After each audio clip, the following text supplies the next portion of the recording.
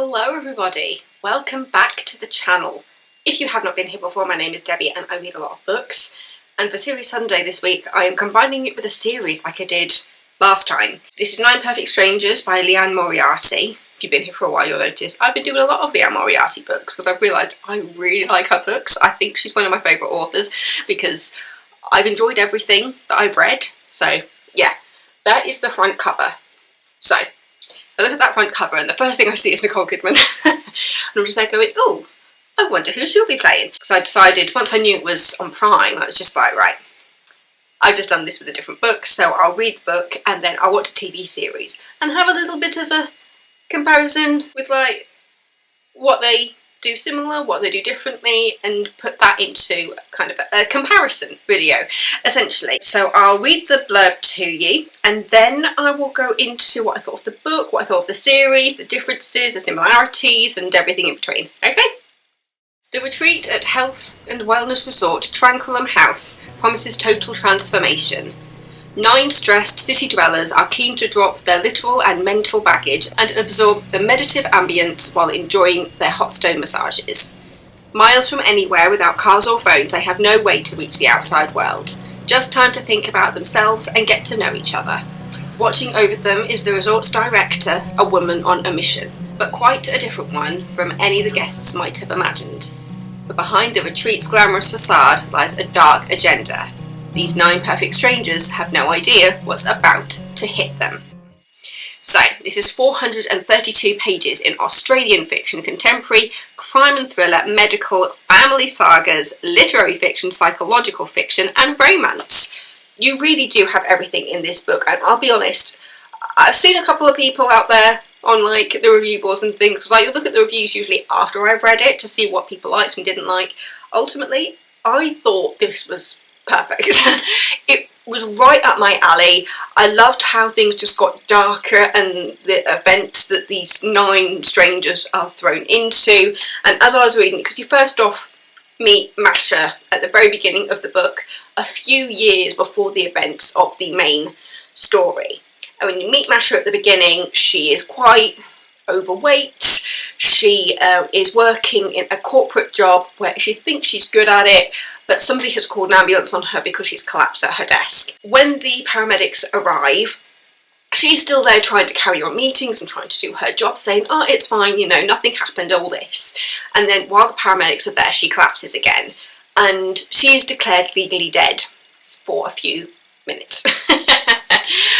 So yeah, her heart stops, she's brought back, and then cut to a few years later, and you see these 9 strangers all gathering at Tranquillum House for kind of a detox, a getaway, whatever their personal motivation for being there. They all have their different things. So I'm just going to bring up the character list for this and let you know who played who, basically.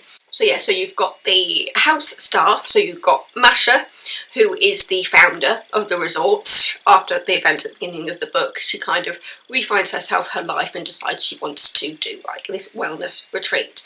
Then you've got Yayo, who is one of the employees at Tranquillum House, Delilah, who is one of the employees, and Jan, the massage therapist. Those are the main ones that you see on the staff. And then you've got the strangers. You got Frances, who is one of the first people you meet actually, and she is a novelist, and she gets a really, really bad review at the beginning of the book, which sends her on a bit of a spiral because basically her latest novel has been rejected, and her agent tells her about this review. Frances doesn't normally read the reviews, but she reads this one and it sends her into a bit of a meltdown.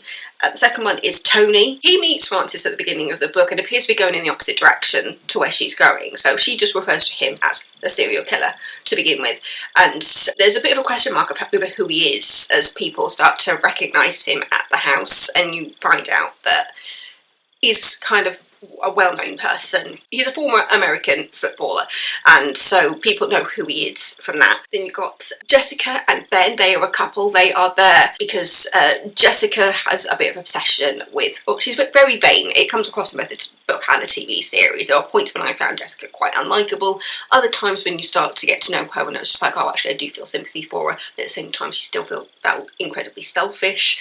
and Ben, who seems to have more love for his car than he does Jessica. You got Carmel, she's a single mother of 4 kids. Her husband left her for another woman, and so she's there saying, like, I just want to kind of lose weight, I want to find myself again. You got Lars, who is a divorce attorney, and then you got Napoleon, Heather and Zoe, who are the Marconi family, and they are there because they are going through grief. So yeah, for the TV series, the majority of them keep their backstory. The main differences are Masha's backstory and Carmel's. The TV series bends Carmel's story so that it overlaps with Masha's, which I thought was interesting. I'm not completely sure why they did it, but admittedly I did enjoy the TV series. I thought it was really good, but I just thought it felt like it was more, I mean, I know that TV shows don't have to be like complete carbon copies of the books they've been based on, but it just felt like they changed so much that it was like, why did you create this TV series based on this book when it goes so far away from the book's message? Because it just felt so different. It's like they took some of the backstories and then changed so much of it. There were things in the book that I really would have loved to have seen in the TV series that just didn't happen, or they changed it so that not everybody was involved, and so it changed a lot. It did change a lot. Independently of each other, I thought both were very good. As an adaptation of the book, the TV series wasn't what I wanted. It says the book received mixed reviews. I really enjoyed it. I thought it was really clever. I really liked how you saw Masha at the beginning of the book in her like previous life, essentially, and then seeing her as owner and director, founder of Tranquillum House, the relationship she has with her employees. Because the fact is, after that first chapter, you don't see Masha for quite a significant portion of the book, because you are following the 9 perfect strangers. I mean, they all have kind of one-on-ones with her, but they don't all like meet her properly together for quite a while, actually. Because at the beginning of the book, once they arrive and all their phones are taken off them and their cars are driven somewhere where they don't know where their cars are, that's another difference from the TV show.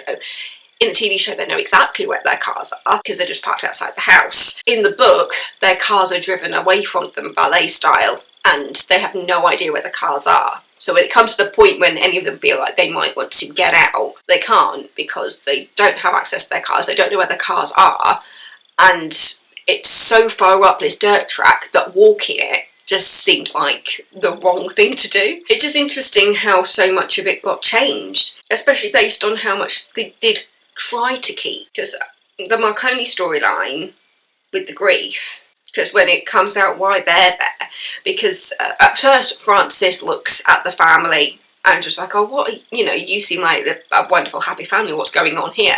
And then you find out that Zoe, the daughter, her twin brother died, and the whole family is dealing with the aftermath of that. So, trigger warning for suicide, that is how the twin brother dies. He hangs himself. Obviously this is set when they are all at Tranquillum House, so you don't get flashbacks, you just get told the story as to why they're there. And for the TV show also, Lars is given a different backstory, because in the book he's a divorce attorney. In the TV show they make him a reviewer. They make him like a news reviewer, and apparently he is there in the TV show to provide a review from a guest's point of view, and so Lars actually accompanies Masha when she's doing the different therapies with people, and there's a bigger backstory that happens there. In regards to the guests, the main differences was the incorporating Carmel's storyline into Masha's storyline. The majority of the character of Lars, because they completely changed the reason he's there. But yeah, it is about finding yourself. That's what I'd say is probably one of the most things that really just carry through both of them. But the book, it's the storyline with Masha that gets changed the most, and how that affects the adaptation. Like, they completely change her backstory, because obviously that first chapter of the book where she starts off as quite an overweight, middle-aged corporate worker, they've completely ignored that backstory. They've created a whole new backstory, a completely different family life, and I'm not going to say too much because that's going to spoil the territory. The main change of changing Masha's backstory affects the entire story. Changing Masha so much, that is a big part of why there are so many differences between the book and the TV series. So if you have read the book but you haven't watched the TV series, all I'm going to say is wipe your mind clear of the book, because even though there are a few events in it that are still taken from the book, they change so much and turn so much stuff on its head that it's not reminiscent of it. It's like when I went from reading the Rizzoli and Isles books to then watching the Rizzoli and Isles TV series. They lightened it so much, they put in more comedy, and it was just like, no, I liked The Surgeon and all those books because of how dark they were. And the TV series, even though it had its dark moments, it focused more on the comedy detective series. So yeah, just try to clear your mind going into the TV series if you have read the book, just because there's so many differences. I'll say one of the big things for me that I really would have loved, and there's a couple of things off the top of my head that I really would have loved to have seen in the TV series, and I'm not completely sure why they didn't try to incorporate them just a little bit more. One of them was in the TV series, kind of, but they changed to who was involved and changed one of the biggest moments of it. So I'll start with them in order. The first one is when Frances first turns up at Tranquillum House. She turns up at the gate, it is closed. She looks over to like the login area, and there is a very small note, by her standards, attached with a code. She tries the code, it doesn't work. She presses the emergency button, it doesn't do anything. She tries calling the house, nobody's answering the phone. And then I think it's Ben and Jessica that are the next ones behind her, and after being out there for like half an hour, 40 minutes, Ben and Jessica turn up in their car, and there's a couple of cars behind her, and then somebody else tries the code and they get let in, and Frances is just there going, really? Really? I put in this code several times and it didn't work and nobody's answering the phone. I just thought that was an interesting way to introduce everybody, and I thought it was quite a funny moment from the book that it would have been nice to see in there. The other one that I would have liked to have seen was the silence. When they get there, because they're there for 10 days, and so the first 5 days they are told that they're going to have a bit of a silent retreat for the 5 days just to kind of clear everybody's heads. And so, yeah, I kind of understand why they didn't do it in the TV series, especially when it was only like 8 episodes, I think it was. I understand why you don't want to take up the majority of a TV series with them on this silent retreat.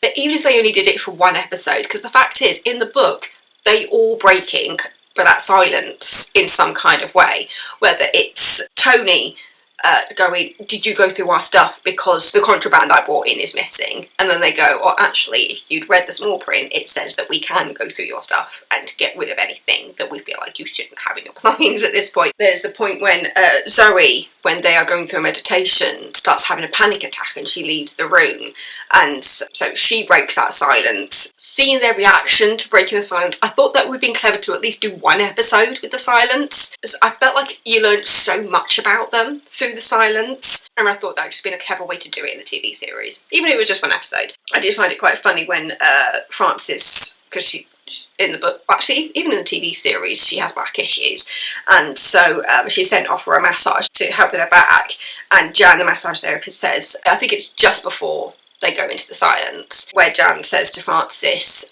don't do anything that you're uncomfortable with.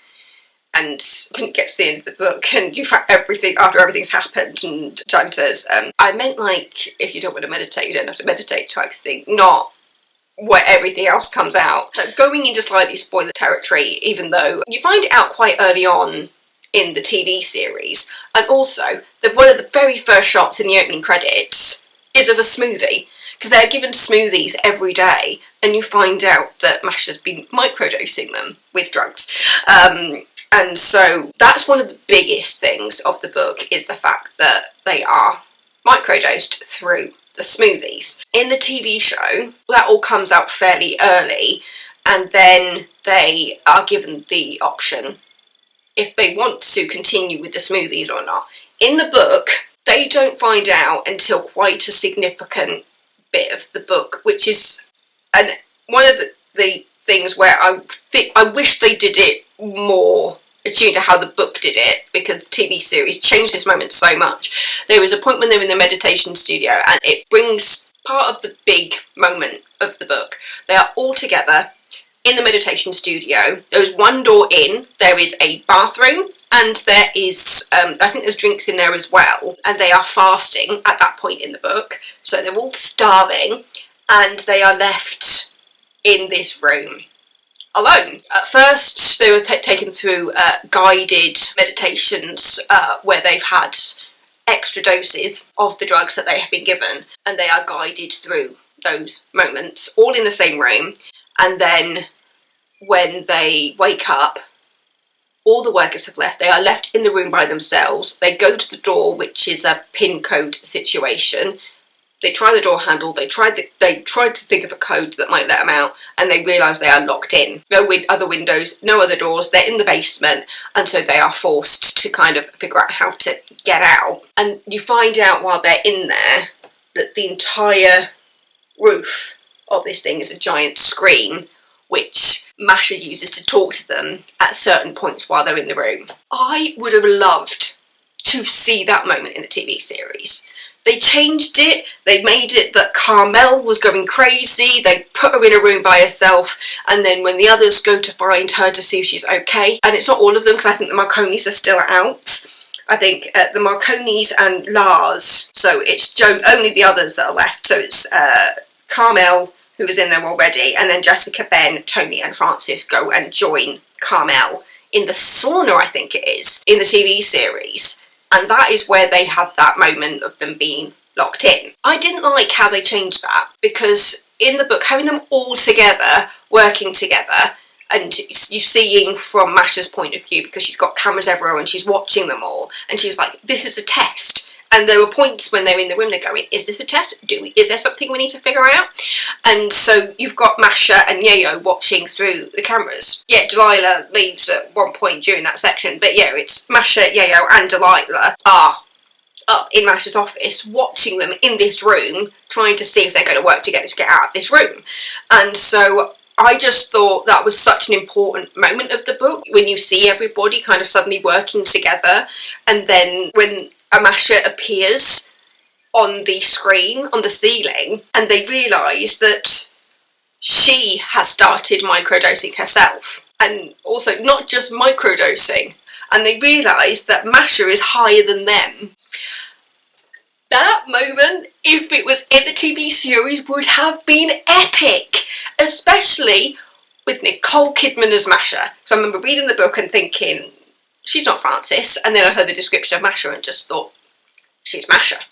Nicole Kidman is Masha. In the TV series, Francis is played by Melissa McCarthy. That was such good casting. I really enjoyed the casting of just everybody, to be honest. I really enjoyed the casting of Jessica, especially. Who is it that plays Jessica in the TV series? Samara Weaving plays Jessica, and she plays Jessica so well in regards to the vanity and the way that she thinks that her marriage is in danger because she and her husband are only sleeping together like once a month, and you're just there going, because they're a young couple, and so they're supposed to be like mid-20s, I think, mid to late 20s, and you're just there thinking, oh girl, if you think this is rough. But she's one of those people who's like addicted to her social media. She always has to be posting everything, so when her phone gets taken away from her, she kind of goes a bit into meltdown mode. But there was quite a good point in the TV series that plays into her insecurities quite a lot, and I thought it was really, really well done. Samara Weaving as Jessica, especially in the scene where she has been microdosed, the dosage has gone up a little bit, and she hallucinates her nose falling off. That moment in the TV series, oh my god, brilliant, is all I can say about Samara Weaving. I'm not sure if it says she was on Home and Away from 2009 to 2013, so I must have seen her. She played Indy? How old? I might have finished watching it by that point, but she has done a lot, so I'm sure I've seen her in something at some point. But yeah, I just thought her casting and her playing Jessica was so good. I'll just go through who everybody else is as well. As I said, Nicole Kidman plays Masha, Melissa McCarthy plays Francis, and then as the Marconis, you've got Michael Shannon as Napoleon, the father, and then you've also got Heather Marconi played by Asha Keddy, and Grace Van Platten plays Zoe, the daughter. So that you got Luke Evans as Lars Lee, who in the book was the divorce attorney. In the TV show he becomes a reporter. Melvin Gregg, who plays Ben, which is Jessica's husband. Regina Hall as Carmel, and Bobby Cannavale, I don't think I've ever heard his surname out loud. I always just think of him as Will's husband on Will and Grace, before they went and redid it and got rid of him. I just thought everybody, it was such good casting. And Manny Jacinto as Yayo, oh, the only other thing I've seen Manny Jacinto in was The Good Place, so to see him playing such a completely different character was brilliant. I think my camera's about to die. Hold on. I think my camera has moved slightly because I just had to put a new battery in. It tells you how long I was talking for. I must have been talking for at least 20 minutes at this point. But yeah, I just thought the casting was brilliant. You just have to think of them as two separate things if you have read the book as well, because I just feel like it was just changed so much. It does say that it's been renewed for a second season. I'm wondering where it will go next, considering the fact that where the TV series ends is kind of where the book ends. They actually took something that actually happened at the very end of the book and put it early on in the series. The end of the book and the end of the first series are pretty much at the same place, kind of. I will say, at the end of the book, I thought it was really nice what they did with the ending, and I don't know why they moved something that happened at the end of the book to, like, the beginning of the TV series. It comes back to the Marconis. I feel like a lot of it comes back to the Marconis really because of what they're going through and the grief that they're going through. Even though Francis is one of the first people you meet, I feel like a lot of it comes back to the Marconis. Specifically Zoe, because obviously it's her twin brother, and during the course of the book you find out, and the TV series, you find out that her brother died like a couple of days before their birthday, and so that Zoe feels really bad about celebrating her birthday on her actual birthday. She kind of moves her birthday because she knows that her birthday is so close to the death of her brother. She doesn't want to put that burden on her parents. So the character of Zoe, it's really heartbreaking, that storyline, especially as somebody who has gone through a lot of grief.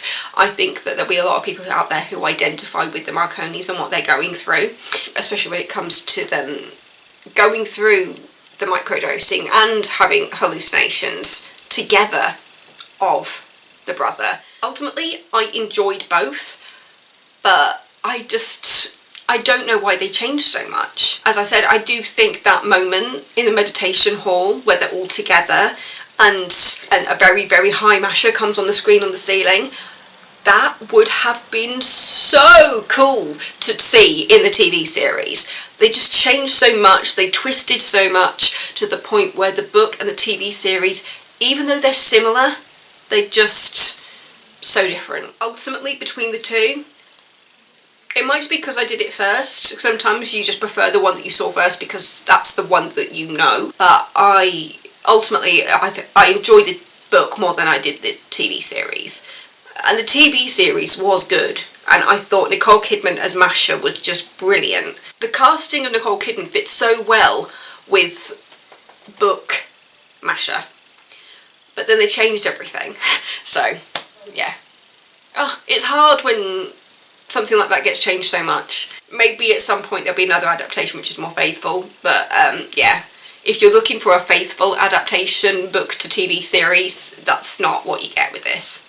Sorry. I did think that the casting was great. I just think that they should have leaned more into book Masha. Because the moment when everybody realises that Masha is completely high is hilarious and terrifying, and I would have loved to have seen Nicole Kidman do that. Is that weird? I will say that though, for the TV show, you might have noticed from my castness, they do not include the massage therapist. Because I must admit, because from reading it, the TV series makes Tranquillum House bigger than I thought it was in my head. Does that make sense? Like, the book makes it a bit more, there is only 10 bedrooms or whatever, and with the amount of staff members you see in the TV series, it just makes everything bigger. A lot to take in there. That's 9 Perfect Strangers by Liane Moriarty. This is the cover of the book on Burrow Box, which is where I read it. And that is the cover of the book on Wikipedia. It says, 9 Perfect Strangers, can a health retreat really change your life forever? Yeah, I just felt like they had, because of the changes that they did, it made them feel like very, very different stories. It was loosely inspired by the book. And I'm just wondering where on earth they're going to go with the second season. Liane Moriarty was involved in bringing it to the screen, but I do wonder how much influence she had over the story, because it was just so different.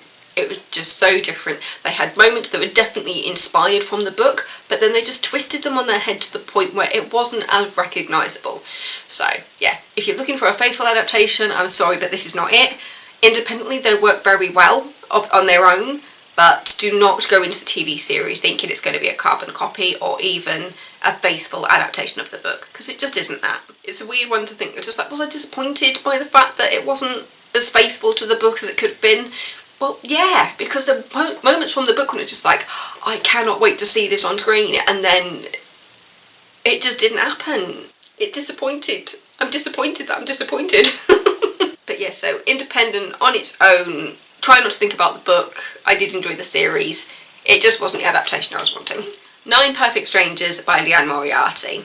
But yeah, so my recommendation based on what I liked is, obviously I prefer the book over the TV series.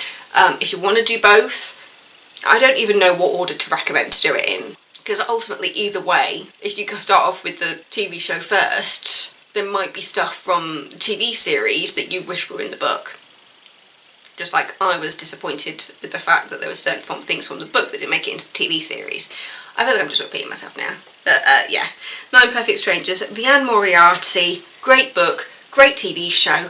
They're just very independent of each other. Thank you so much for watching. Don't forget to subscribe. If you do have any recommendations of books for me, please put it in the comments. I'm always getting ideas from external sources on what I want to read next. I do listen to a lot of bookish things as well. Like, I follow quite a few booktubers at this point. I'm just building up that booktube rep in my subscribes. And I do love listening to Books Unbound, the podcast with Ariel Bassett and Raylene May. I am absolutely obsessed with that podcast. If you've got anything else podcast-wise that you think I might like based on the fact that how much I love those two together, just let me know. But yeah, so cheers, thanks a lot. I will see you next time with another video. Stay safe, everybody. Love you all. Goodbye.